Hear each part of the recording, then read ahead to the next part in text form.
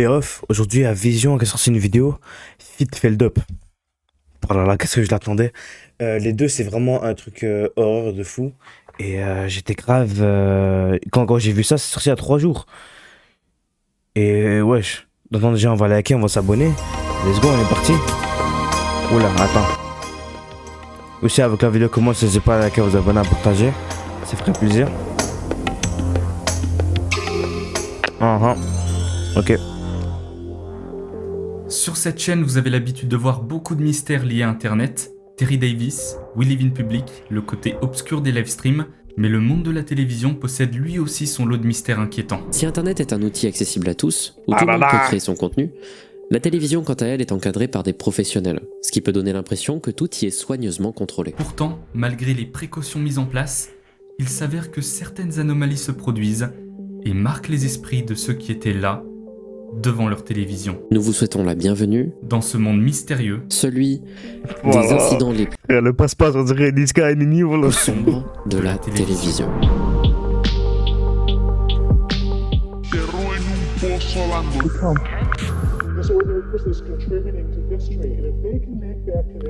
Attends frère, j'ai oublié de lire le titre. Les incidents les plus sombres de la télé.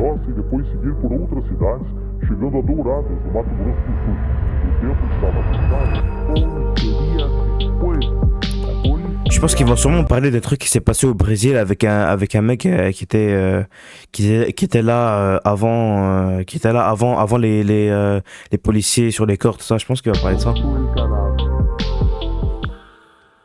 Let's go.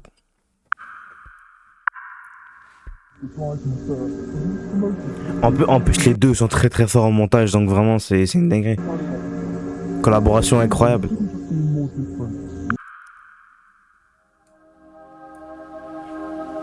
Pour cette première histoire, laissez-moi vous emmener dans un coin reculé du Royaume-Uni. Bienvenue à Buttsfield, un petit village de moins de 200 habitants, où les nuages semblent dominer le ciel toute l'année. Ce lieu est connu pour son atmosphère paisible et tranquille. En d'autres termes, Buttsfield, c'est l'endroit idéal pour ceux qui veulent échapper à l'agitation de la vie urbaine.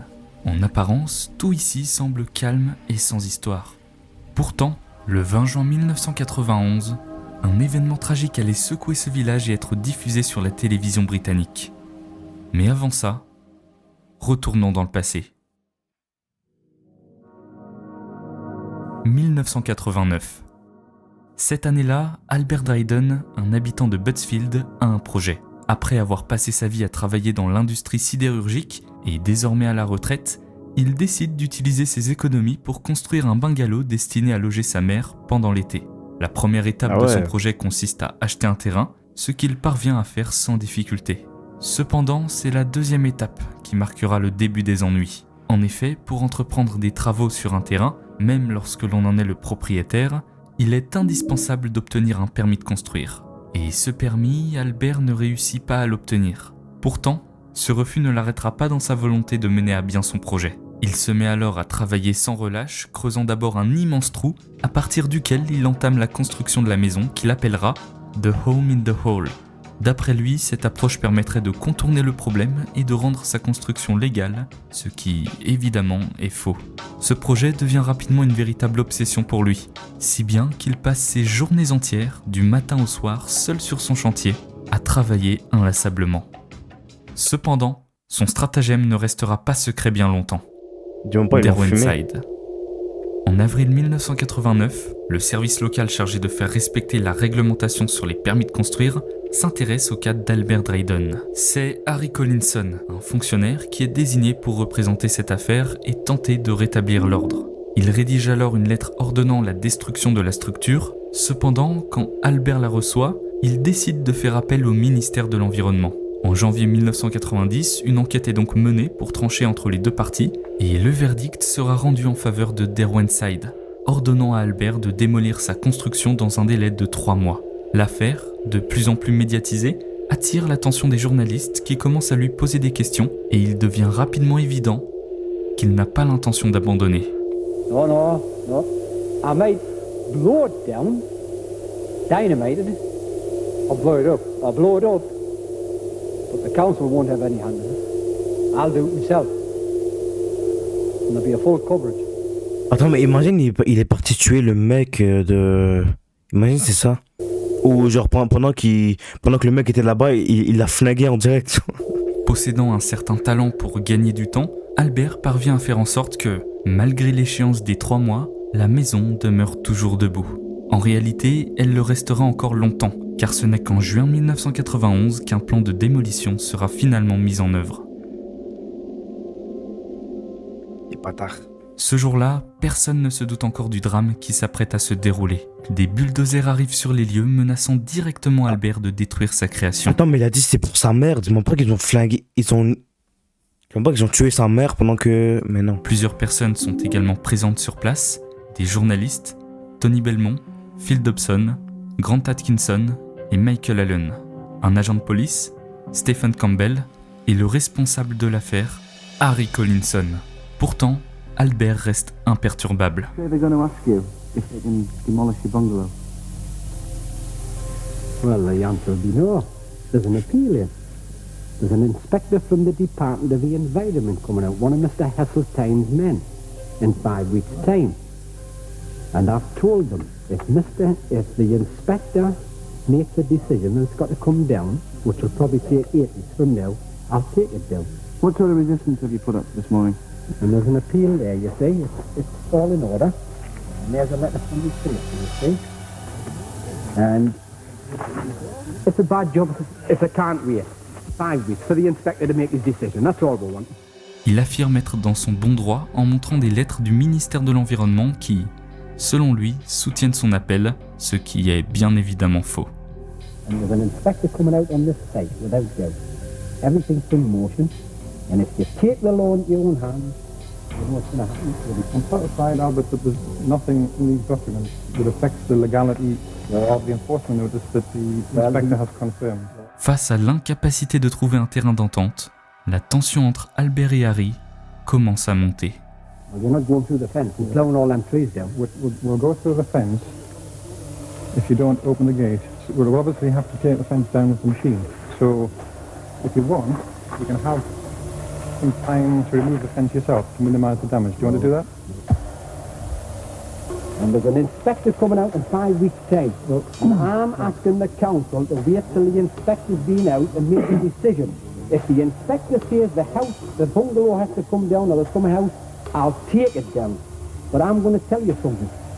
This time, I'm going to win. When the inspector comes out, I'm going to be allowed to keep it for livestock and storage. I'm going to win. But I'm asking you to wait 5 weeks. And if the outcome of the inquiry, the meeting, when he comes up here, and he writes you an official letter and says, Mr. Townsend, the summer house or bungalow has to come down, I'll take it down. Brick by brick. Pendant la confrontation, Albert ignore qu'une lettre est en route pour lui, signifiant à nouveau son erreur. Bien qu'elle devait arriver le lendemain, le mal sera déjà fait. Quelques minutes plus tard, alors que les deux protagonistes, accompagnés des journalistes et de l'agent de police, se trouvent de part et d'autre d'une clôture, un partisan d'Albert s'interpose devant Collins. You understand that there was a public inquiry in June 1990 where all of these arguments were heard by a government inspector. Do you understand that government inspector made a decision which was supporting the council's decision? Mais alors que les deux hommes poursuivent leur discussion, une scène inattendue se produit.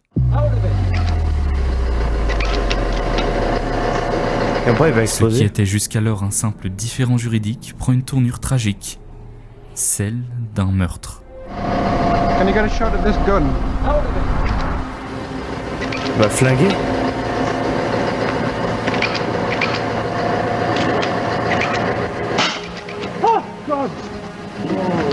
Ce qui s'ensuit est une panique générale. As more shots were fired from a pistol, the camera crew and Look North reporter Tony Belmont ran for cover. Harry Collins, la cible principale de l'attaque, meurt sur le coup. Cependant, 2 autres personnes sont également touchées, un des journalistes et l'agent de police qui parviendront à se remettre de leurs blessures.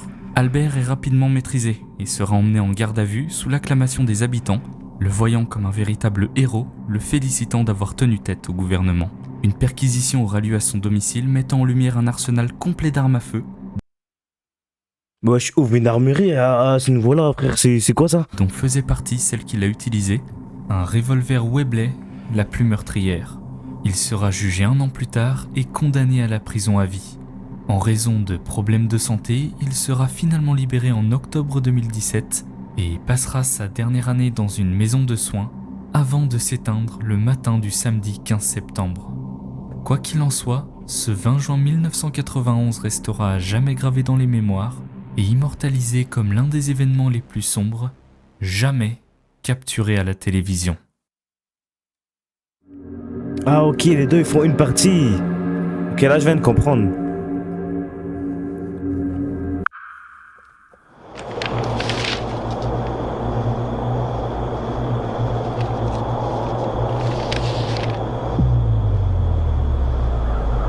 Ah ouais, il est fort en 3D hein.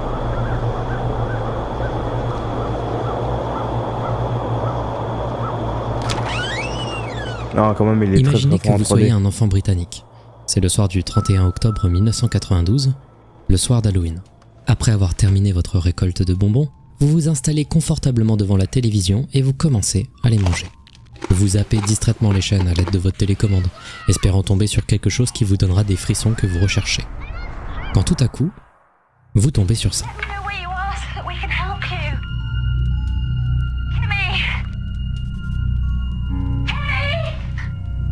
You can hear me. Just shout. Just say something.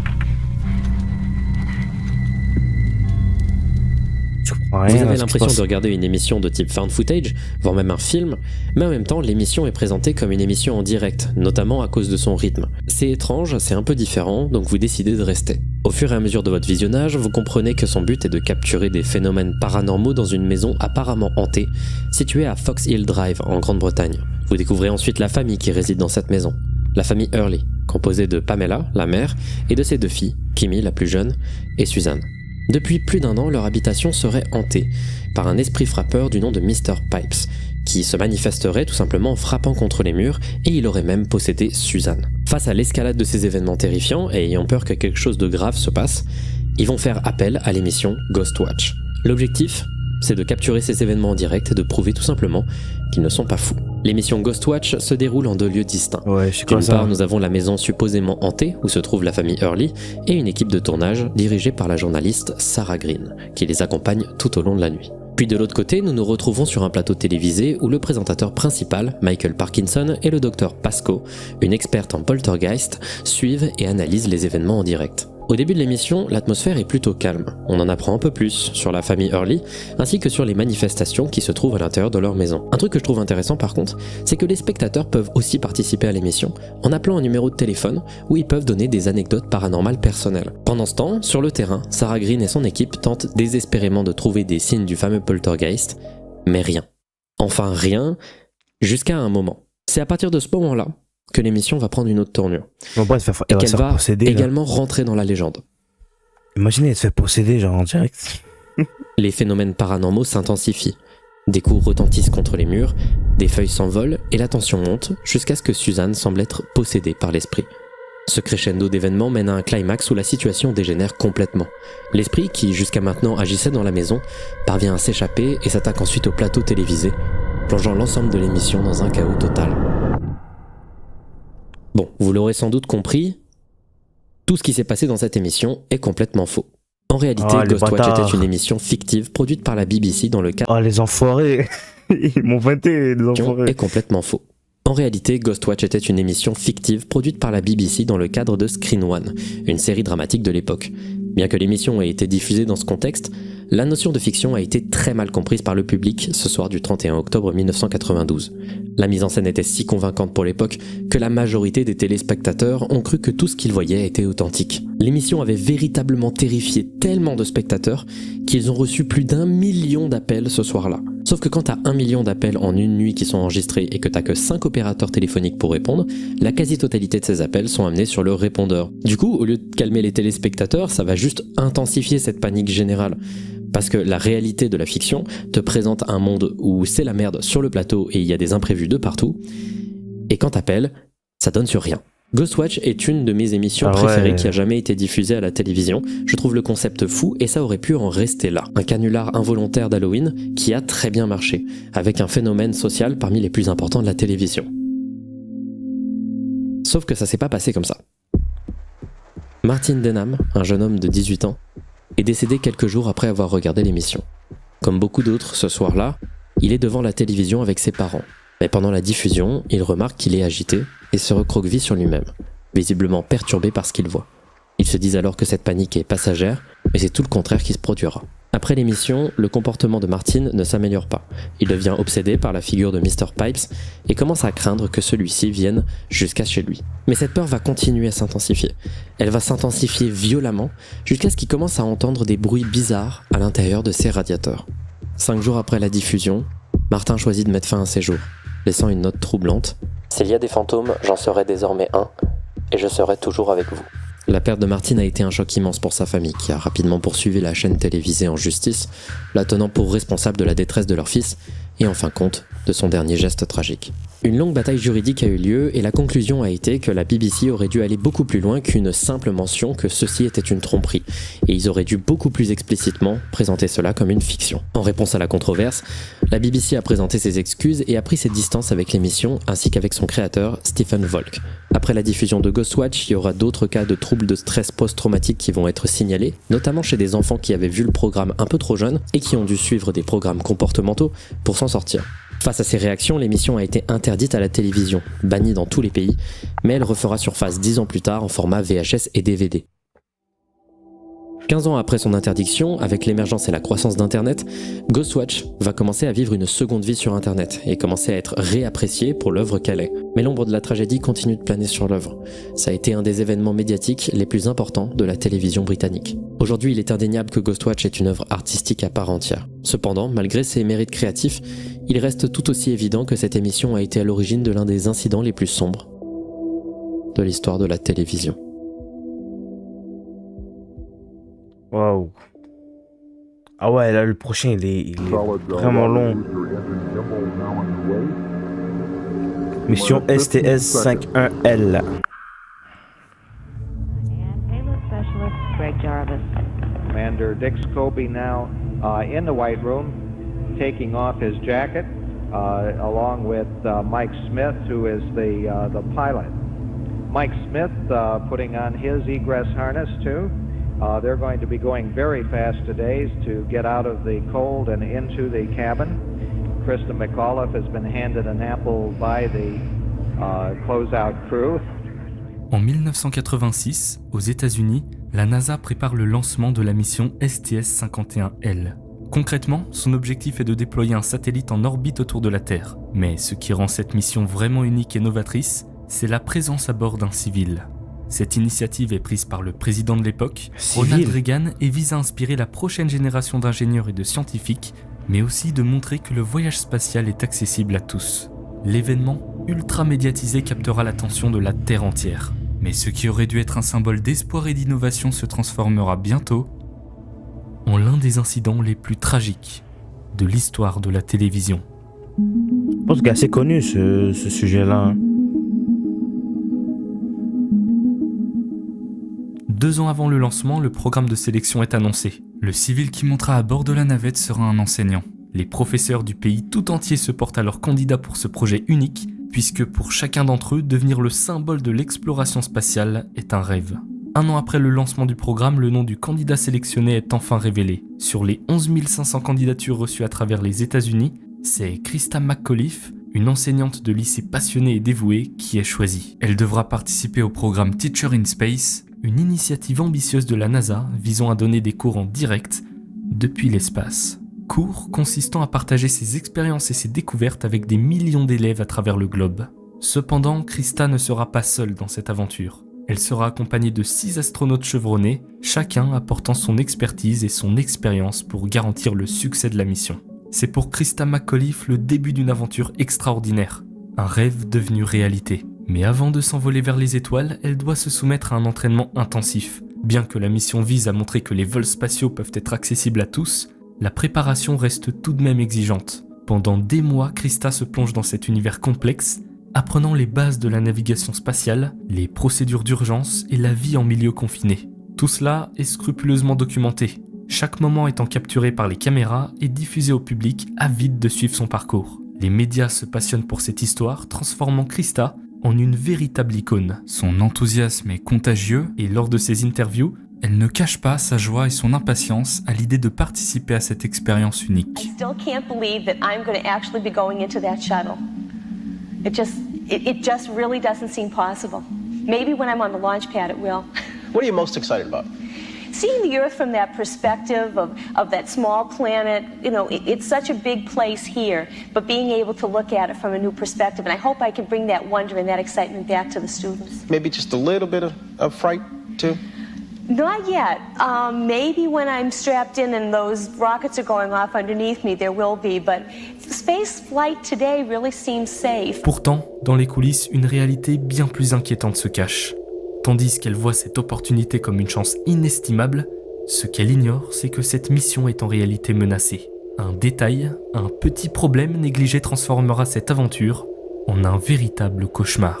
Tandis que Krista continue de s'entraîner avec enthousiasme, personne, même pas elle, ne soupçonne encore que ce voyage sera son dernier. Depuis plusieurs mois, Roger Boisjoli, un ingénieur travaillant pour la NASA, observe avec inquiétude un problème récurrent sur les navettes spatiales qui reviennent sur Terre. À chaque retour de mission, il remarque que certains composants, les joints toriques, sont endommagés. Et dans certains cas, ils ont frôlé la défaillance totale. Ce constat n'est pas anodin, car ces joints jouent un rôle vital. Ils forment une barrière essentielle entre les segments du booster, empêchant toute infiltration de gaz. Une défaillance au niveau de ces joints pourrait donc entraîner une explosion du véhicule spatial. Conscient de la gravité de la situation, Roger Boisjoli ne reste pas les bras croisés. Il alerte immédiatement ses supérieurs, leur expliquant en détail les conséquences potentielles de cette défaillance. Il fournit des rapports techniques précis, des analyses approfondies et multiplie les avertissements. Pour lui, ce n'est pas simplement un problème insignifiant à corriger, mais une bombe à retardement qui pourrait exploser à tout moment. Mais à la NASA, le problème des joints toriques est relégué au second plan, considéré comme un souci parmi tant d'autres. Les responsables hiérarchiques, pressés par le calendrier serré des missions et les pressions budgétaires, choisissent d'ignorer ces avertissements. Pour eux, il s'agit d'une nuisance technique, certes, mais J'ai l'impression que ça va faire comme le Titanic. Mais genre, c'est exactement ce qui s'est passé comme le Titanic. Je pense que c'était un bail où ils voyaient l'iceberg de loin, mais ils se sont dit, genre, je sais pas, c'est un truc. loin d'être une bizarre. priorité. Les efforts de Roger Boisjoli pour faire prendre conscience du danger se heurtent à un mur d'indifférence bureaucratique. Il continue cependant d'insister, voyant à chaque retour de mission la même situation se reproduire. Des joints toriques endommagés, de plus en plus proches de la rupture. Malgré ces relances, ces mises en garde répétées restent lettre morte. Ce n'est que lorsque la navette Challenger s'apprête à décoller par un froid glacial, le 28 janvier 1986, que la tragédie devient inévitable. Le petit problème que la NASA avait choisi d'ignorer va se révéler dans toute son horreur, transformant une mission porteuse de tant d'espoir en l'une des pires catastrophes enregistrées en direct à la télévision.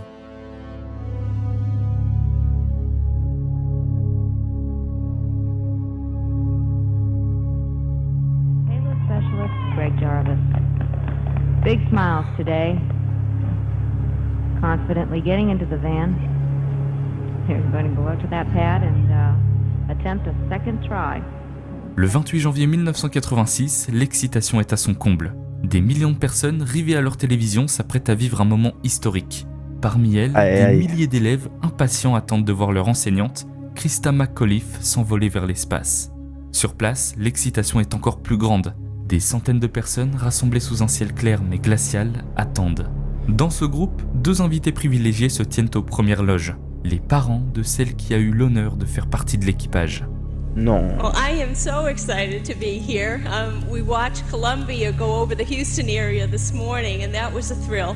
I don't think any teacher has ever been more ready to have two lessons in my life. I've been preparing these since September, and I just hope everybody tunes in on day 4 now to watch the teacher teaching from space. I'd like to introduce to you someone who's going to be in my second lesson, Greg Jarvis, the payload specialist from Hughes. L'équipage échange ses dernières paroles, préparé à accomplir ce qui devrait être un exploit historique. On les voit ensuite savourer leur ultime repas sur Terre, avant de monter à bord de la navette pour le grand départ. Okay, that's complete. T-minus 7 minutes 30 seconds, and the ground launch sequencer has started retracting the orbiter crew access arm. This is the walkway used by the astronauts to climb in the vehicle, and that arm can be put back in place within about 15 to 20 seconds if an emergency should arise. Il fait 15 degrés de moins que la température la plus basse jamais enregistrée pour un lancement de navette, un facteur qui renforce les inquiétudes de Roger, se disant que cela pourrait bien être la goutte de trop. Effectivement, il craint que les joints ne soient pas assez efficaces dans ces conditions extrêmes. Malgré ses doutes grandissants, la NASA reste ferme et déclenche le compte à rebours.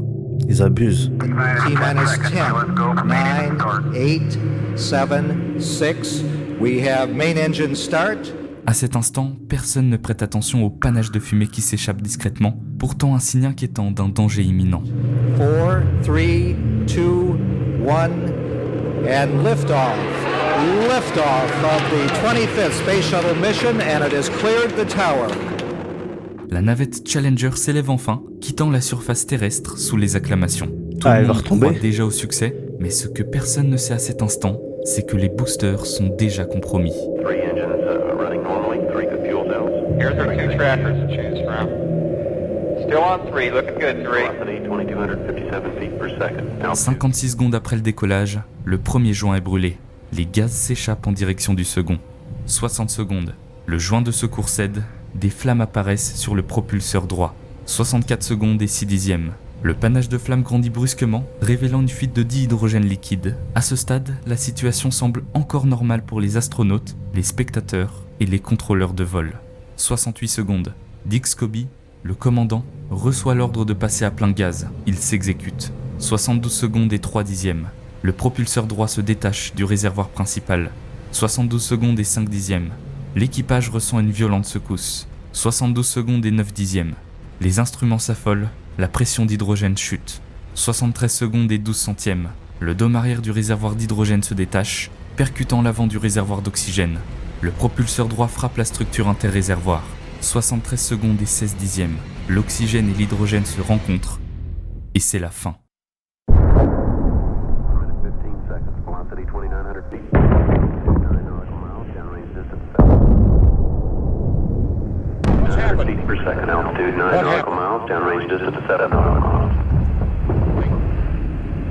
Vic, did something strange happen then? Something is gone amiss. Something is wrong. We have a problem.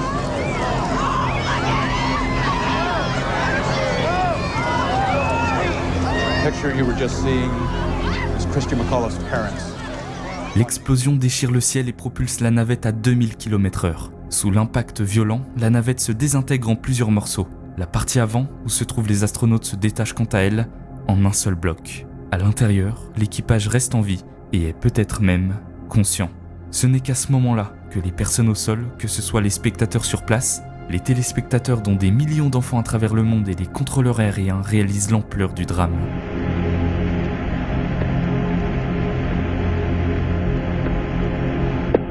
Ça, vous l'avez pas écouté, frère. Ça rend fou.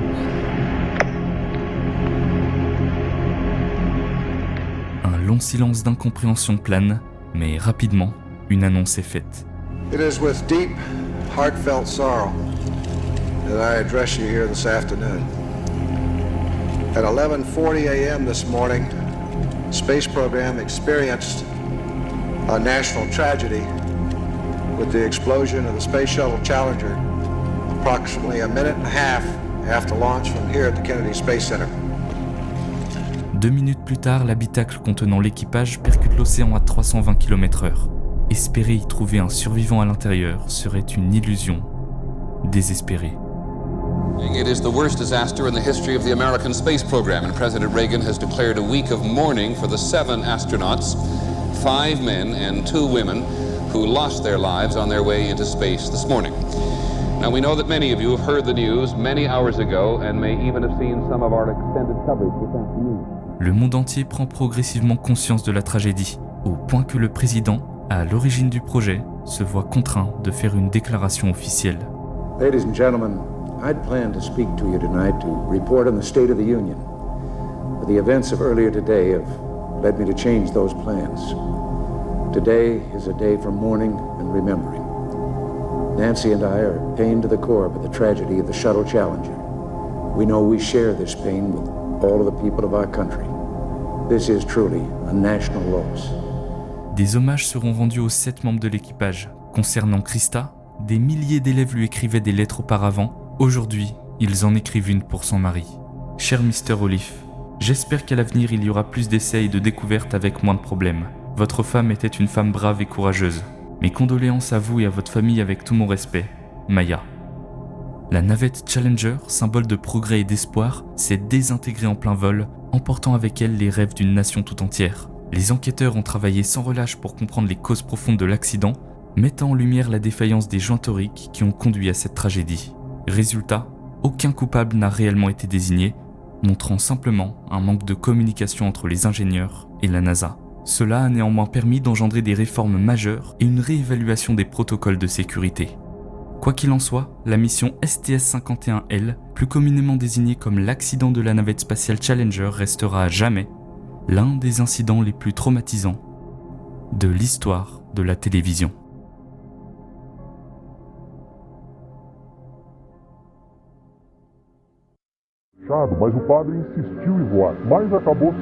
Le prêtre des ballons. Oh, ça sent le Brésil, là. Si je vous montre cette image, vous allez probablement penser au film Là-haut, qui va vous ramener pas mal de souvenirs chaleureux et nostalgiques. Mais ici, l'histoire, elle est tout autre.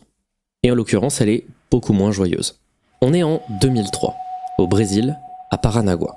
Durant l'année 2003, un homme du nom d'Adelir Antonio De Carli devient prêtre catholique.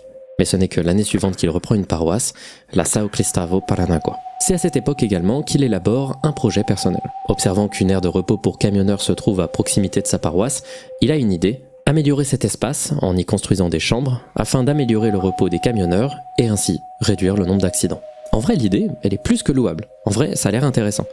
Sauf que pour faire ça, il faut de l'argent. Et même s'il a déjà réussi à financer une partie, il lui en manque pas mal. C'est donc sous cette contrainte qu'il aura l'idée audacieuse d'organiser un événement spectaculaire diffusé à la télévision pour lancer un appel aux dons. Spectaculaire diffusé à la télévision pour lancer un appel aux dons. Effectivement, Adelir, malgré ses apparences, est en fait un parachutiste. Je sais.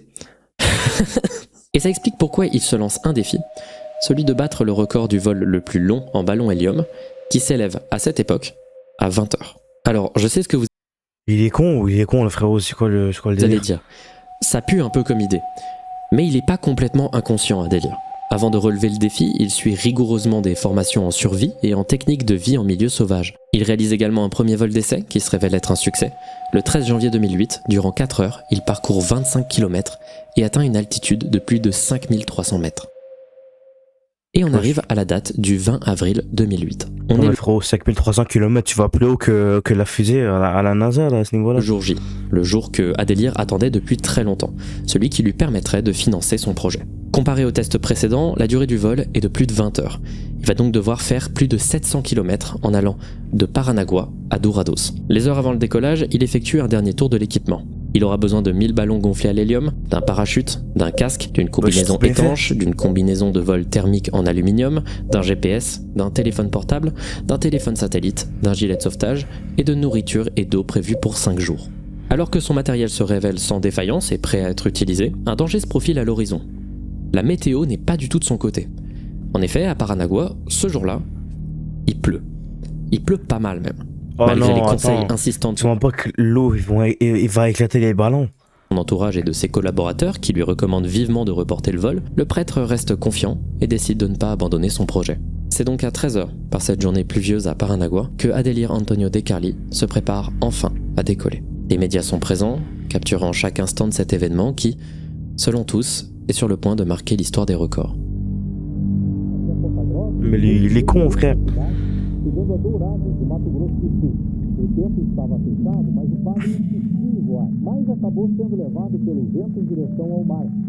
Ça y est, le moment tant attendu a enfin débuté.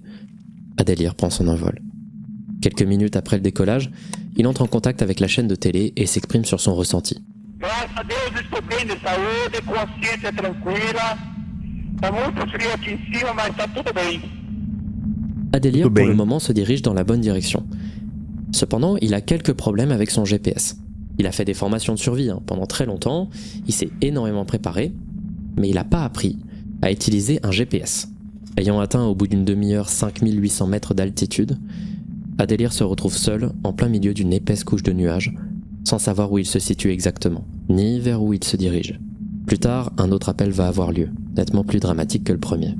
Eu preciso entrar em contato com o pessoal que me ensina a operar esse GPS aqui para dar as coordenadas de latitude e longitude, que é a única forma que alguém por fora pode saber onde eu estou.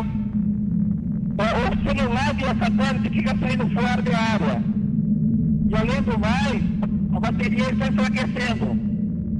En plus de n'avoir aucune idée de sa localisation, il commence lentement à perdre le contact avec le personnel terrestre. C'est à 20h45 que les autorités constatent que le signal GPS est émis pour la dernière fois, près de la côte de São Francisco, bien à l'opposé de la destination initiale.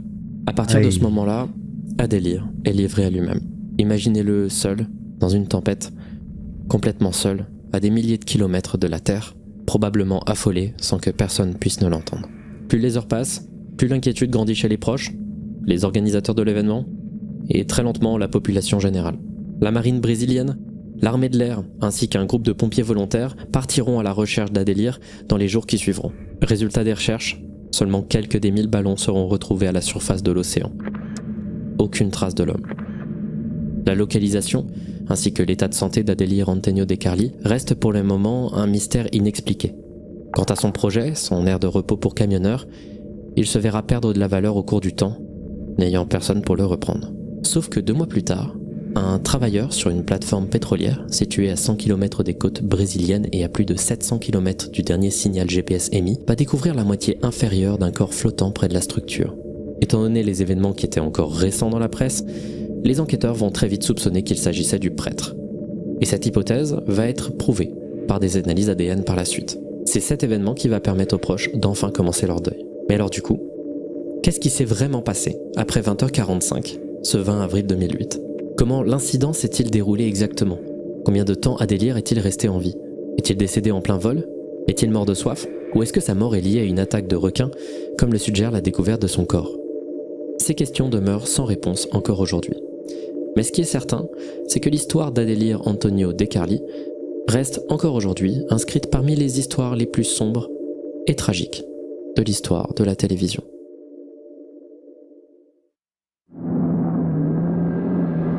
Ok, prochain on a Jonestown.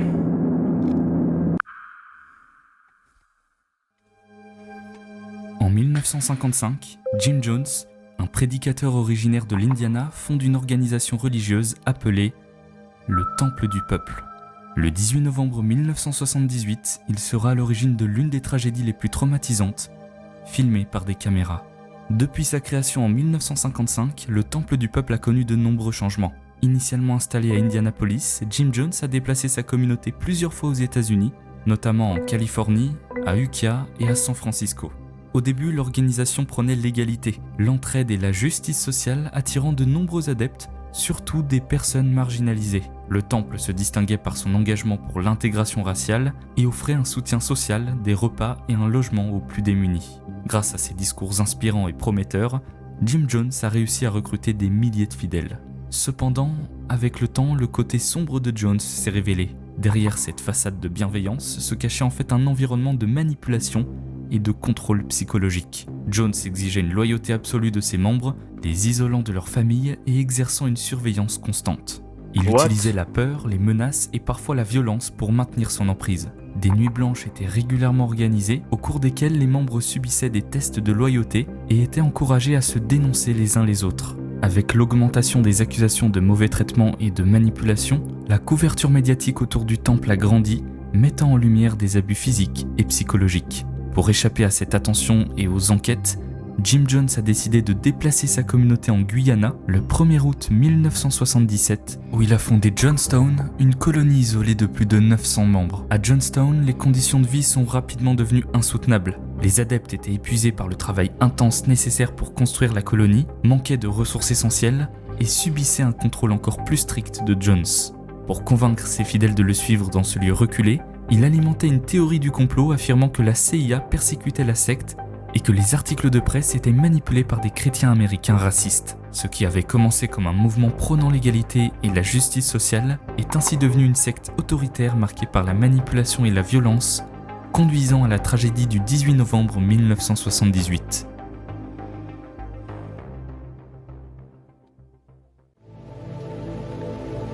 Ce jour-là, le membre du Congrès américain Leo Ryan, accompagné de journalistes de CBC News, se rend à Johnstown pour enquêter. Bien que la secte se soit déplacée dans un endroit isolé, des rumeurs préoccupantes ont commencé à circuler et avec une majorité de ressortissants américains présents dans la colonie, les autorités se sentent obligées d'agir. Les caméramans documentent chaque étape de la mission, filmant dès l'embarquement à quelques minutes de vol de Johnstown. Les images montrent les familles leur disant au revoir, sans savoir ce qui les attend réellement. Après environ 10 minutes de film, Leo Ryan et son équipe montent à bord de 2 avions, prêts à affronter l'inconnu.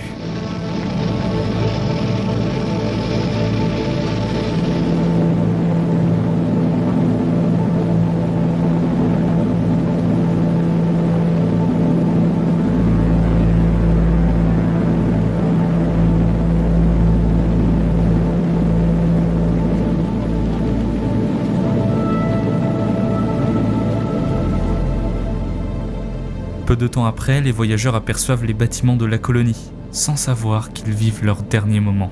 À leur arrivée, la délégation débarque et découvre les lieux. Une vaste étendue aride entourée d'arbres, baignée par un soleil éclatant. Jim Jones, informé de cette visite, se prépare à donner une impression positive.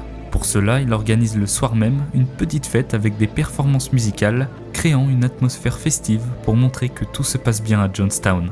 Il se montre alors coopératif, accepte d'être filmé et interviewé, tout comme ses adeptes. Lors des premières interviews, les familles manipulées mentalement et craintives à l'idée de défier leur leader affirment que tout est parfaitement normal. Are you happy here? Oh gosh, I've never been happy in my life. You want to stay? Definitely. I certainly do. I like this place much better and I won't want to go back there. I just like to be here with the rest of my friends and stuff. You're convinced that Jim Jones is a good man? Definitely, I should say so. Yes. I'm 27 years old, black, free, and I make my own choices. And I definitely think Jim Jones is a beautiful, he's got more character than I've ever seen on anyone. I respect him very, very much. I'm very happy here. I don't know what else I can do to convince him. I've talked to my brother several hours now. In fact, I invited him down here about a month and a half ago to spend a week or two or however long he wanted with me to share with him what I'm doing here and the happiness that I feel. And as far as my father's concerned, so far he has said what he's wanted to say, which has not been the truth. Ce qui est particulièrement troublant, c'est la réaction du public lorsque Leo Ryan conclut, en apparence rassuré, que tout semble se dérouler paisiblement ici. So we are at least friends in that extent. I'm very glad to be here. This is a congressional inquiry, and I think that all of you know that I'm here to find out more about questions that have been raised about your operation here. I can tell you right now that from the few conversations I've had with some of the folks here already this evening, that whatever the comments are, there are some people here who believe that this is the best thing that ever happened in their whole life.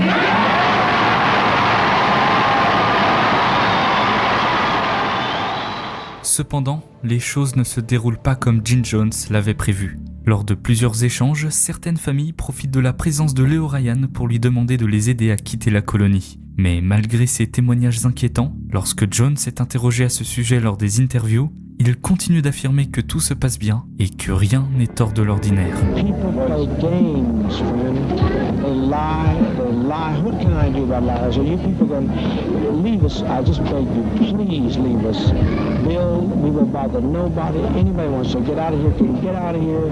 We have no problem about getting out of here. They come and go all the time. Craignant que les familles ayant exprimé des critiques sur Johnstown ne subissent des représailles, Ryan et son équipe décident, au moment de leur départ, de les faire partir discrètement avec eux.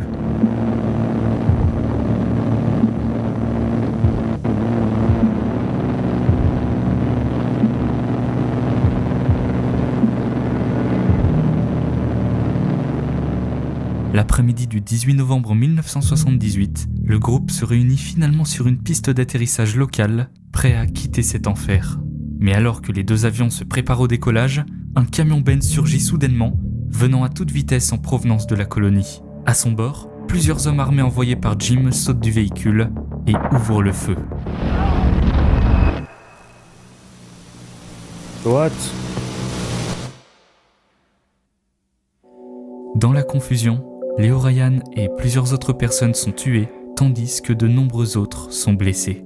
Pendant ce temps, à l'intérieur de la colonie, Jim Jones prépare un acte inimaginable.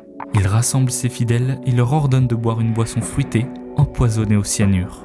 Bien que certains tentent de résister, plus de 900 membres de la secte, dont plus de 200 enfants, succombent, leur corps gisant bientôt sans vie sur le sol. Jones lui-même est retrouvé mort, tué par une balle dans la tête. Le FBI lancera une vaste enquête, collaborant avec d'autres agences et les autorités guyanaises pour éclaircir la tragédie. Les agents interrogeront les survivants du massacre, tandis que des experts en médecine légale travailleront à identifier les nombreuses victimes et également Jones. Aux États-Unis, des agents rechercheront d'autres membres du Temple du Peuple pour recueillir davantage de témoignages. L'enquête permettra de reconstituer la chaîne des événements et d'apporter des réponses aux familles endeuillées. Elle conduira également à l'arrestation de Larry Layton, le seul membre du Temple du Peuple jugé aux États-Unis pour des crimes liés à Jonestown. Extradé, puis reconnu coupable, il sera condamné à la prison à vie.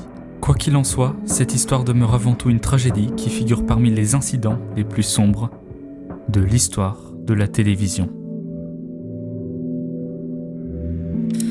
Oh, c'est chaud. Très très chaud.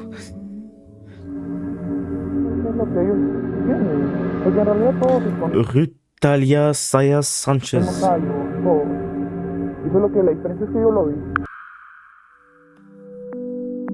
On a tous déjà au moins regardé un jeu télévisé. En France, on compte parmi les plus emblématiques La Roue de la Fortune, Le Juste Prix, Les 12 coups de midi, Ninja Warrior ou encore Qui veut gagner des millions. Généralement, quand les gens regardent ce genre d'émissions, c'est pour se divertir. C'est pas pour rien que ces émissions arrivent en général autour de la fin d'après-midi, quand on revient des cours ou du travail. Mais plus on regarde ce genre d'émissions, plus on réalise à quel point c'est superficiel. L'ambiance est idyllique, tout est joyeux, les couleurs sont super vives. Avec ce cadre parfait, l'objectif est clair, il faut nous extraire de notre quotidien. Mais l'émission dont nous allons parler aujourd'hui se situe à l'opposé de tout ça.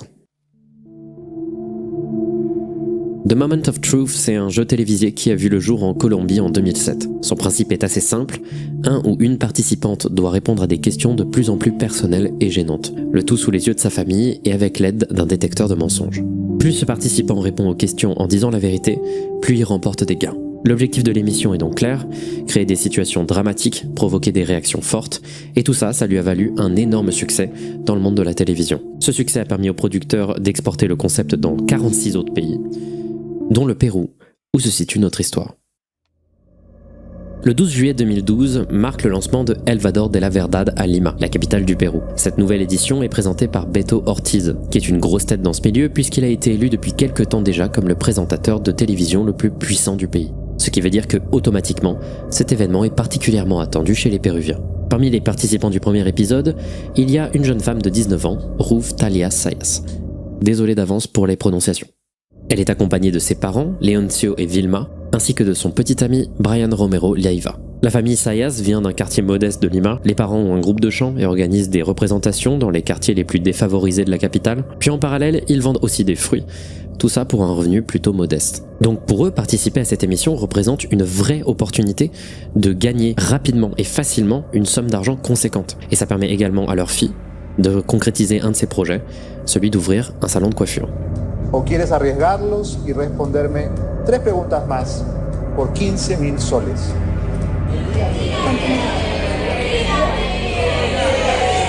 Casi no pude escuchar. Mais dès le début de l'émission, on peut déjà sentir les accompagnateurs stressés. Stressés par rapport à ce que Ruth pourrait bien leur avouer. Mais elle se lance. Les premières questions du présentateur sont légères, voire même plutôt innocentes, comme par exemple « As-tu déjà séché les cours ?» ou alors « Si tu tombais sur 1000 soles, est-ce que tu les rendrais ?» Pourtant, petit à petit, l'atmosphère devient de plus en plus tendue. Les questions sont plus délicates et les réponses de Ruth sont de plus en plus dérangeantes. Elle avoue par exemple que si elle est en couple avec Brian, c'est uniquement en attendant de trouver mieux, qu'elle a honte de ses parents ou encore qu'elle ment à propos de son emploi. Ses parents et son petit ami pensent qu'elle travaille dans un centre d'appel. Mais devant eux, en pleine émission, Ruth dit enfin la vérité. Pregunta 17. ¿Trabajas en un nightclub? Sí. Verdad.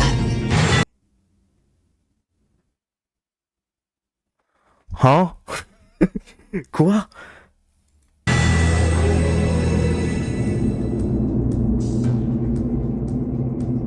Après 1 heure d'émission, la famille est complètement bouleversée par les révélations successives. La mère, Vilma, la supplie d'arrêter, alors que son père, lui, demande à ce que le jeu continue. Brian, de son côté, est complètement sous le choc. Ruth, elle, ne faiblit pas.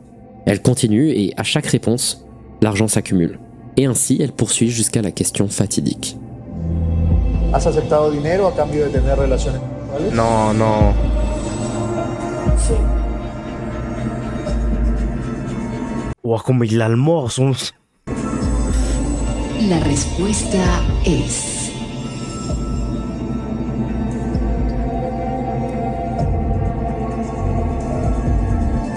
Verdad.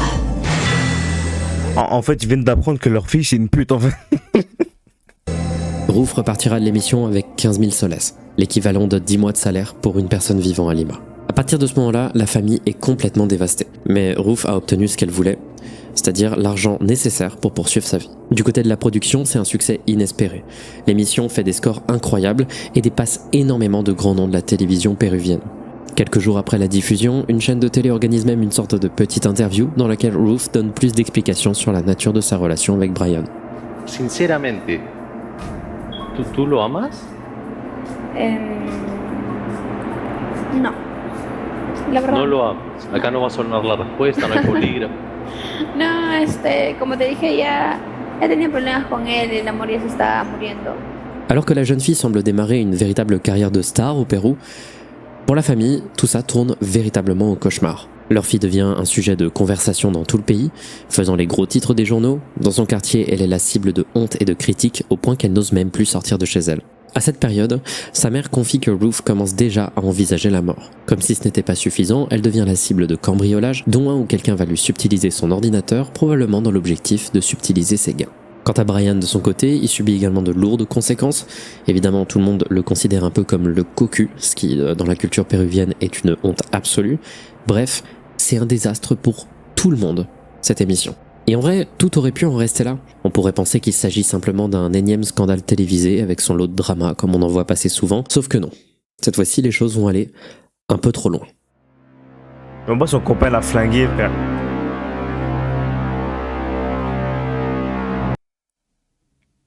Attends, redis la date vite fait.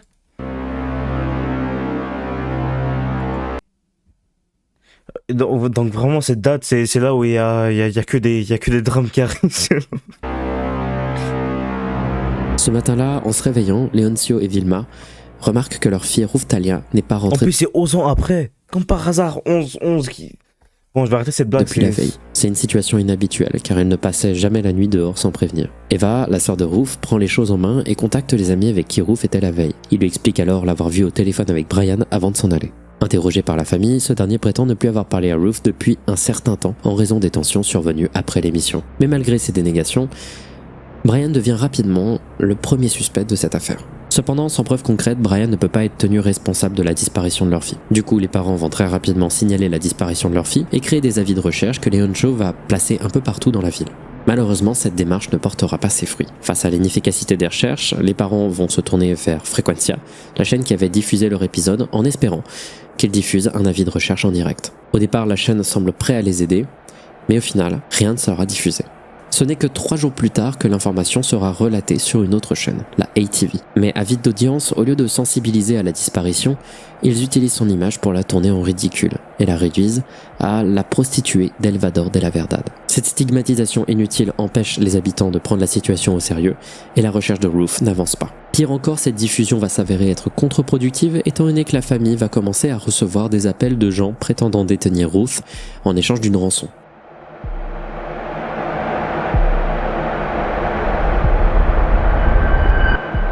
11 jours plus tard. Brian Romero y su tío Reddy Ley fueron hallados culpables del delito de robo agravado. Pero Brian escondía odio, rencor en su corazón y junto a su tío Reddy Leiva planificaban se sienten satisfechos. No a golpes para luego enterrarla en un descampado. 11 jours après sa disparition, la police retrouve le corps de Ruthtalia sans vie, au fond d'un puits recouvert de terre. le terrain appartenant à l'oncle de Brian, le lien est rapidement effectué entre ce dernier et le crime. L'enquête révèle que le 11 septembre 2012, Brian a organisé une rencontre avec Ruth durant laquelle il l'a droguée avec un somnifère, puis l'a étranglée avant de jeter son corps dans le puits de son oncle, qui a lui-même participé à couvrir le crime. Mais du coup, pourquoi Brian a décidé de commettre un tel acte ? La première hypothèse qui vient à l'esprit, c'est celle de la vengeance. Il aurait extrêmement mal vécu l'humiliation auprès de millions de téléspectateurs et aurait décidé du coup de se venger. Si l'hypothèse d'une vengeance est bel et bien vraie, c'est pas l'humiliation le problème.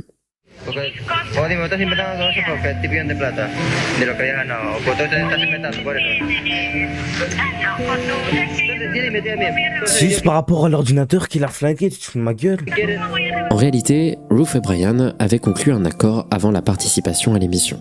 Si Ruth remportait de l'argent, elle devait lui donner 50% de ses gains. Cependant, après l'émission, Ruth a rompu cet accord et a cessé tout contact avec Brian. Frustré par la situation, Brian a organisé un cambriolage chez elle pour obtenir son ordinateur et trouver un moyen de se virer l'argent. Tout ça sans succès.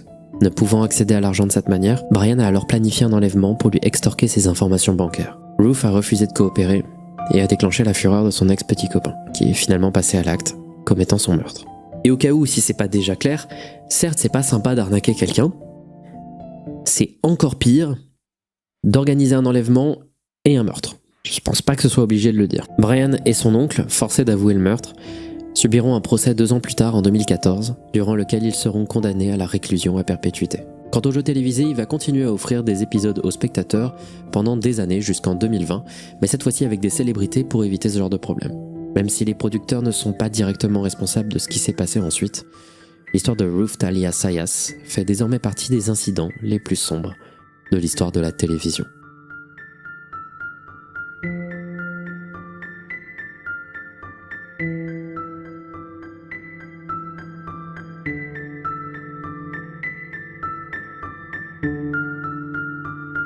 C'est pas eux qui font le montage? Ah.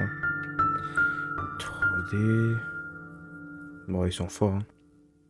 Ils sont forts, les frérots. Ok, tu t'es abonné, frérot, j'ai liké. Ben oui. En tout cas, les frères, moi j'ai grave kiffé. Si vous avez kiffé, n'hésitez pas à liker, à vous abonner, à partager. Je mettrai la chaîne du frérot Vision. Bon, même si ça va rien changer, vu qu'il a 250 fois, 1000 fois plus d'abonnés que moi. En tout cas, n'hésitez pas à liker, à vous abonner, à partager. Si vous voulez que je regarde d'autres vidéos horreur, ou vous me conseillez d'autres gens qui font ce genre de vidéos horreur, n'hésitez pas. Je mettrai tous mes liens et mes chaînes en description, sinon les frères. Ciao.